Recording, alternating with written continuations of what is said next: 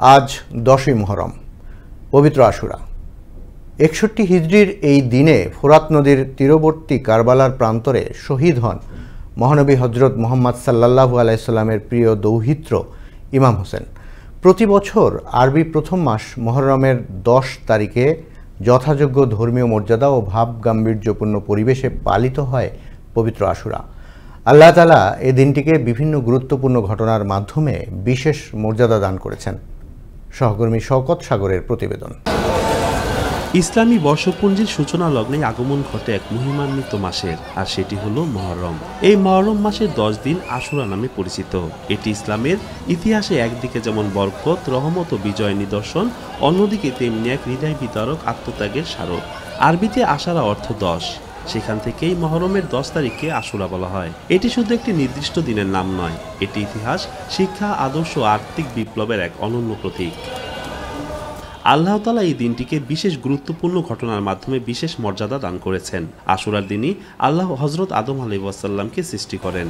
এই দিনই তিনি নূহ আলাইহিসসালামের জাহাজকে মহাপ্লাবনের পর নিরাপদে জুদি পর্বতে স্থির করেন। হজরত ইব্রাহিম আলাইহিসসালাম এই দিন আগুন থেকে মুক্তি লাভ করেন। ইউনুস আলাইহিসসালাম মাছের পেট থেকে উদ্ধার পান।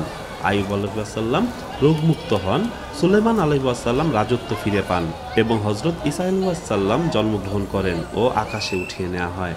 এদিনই ইয়াকুব আলাইহিসসালাম তার বহুদিনের হারানো সন্তান ইউসুফ আলাইহিসসালামকে ফিরে পান। আশুরা কেবল অতীত নবী রাসূলদের ঘটনার স্মরণ নয়, এদিন আমাদের স্মরণ করিয়ে দেয় এক অবিস্মরণীয় আত্মত্যাগ। কারবালার প্রান্তরে রাসূলুল্লাহ সাল্লাল্লাহু আলাইহি ওয়াসাল্লামের প্রিয় দৌহিত্র হযরত হোসেন রাদিয়াল্লাহু তাআলা আনহুর শাহাদাত। কারবালার যুদ্ধ সংগঠিত হয়েছিল প্রথম ইয়াজিদের উত্তরাধিকার পাওয়ার ফলে ভঙ্গুরতার সময়ে। নিজের উত্তরাধিকার প্রাপ্তির পরপরই ইয়াজিদ মদিনার অঞ্চলপতিকে দিয়ে হোসেন ও তার কয়েকজন বিশিষ্ট ব্যক্তিকে তার আনুগত্য অঙ্গীকারের জন্য বাধ্য করার নির্দেশ দেন।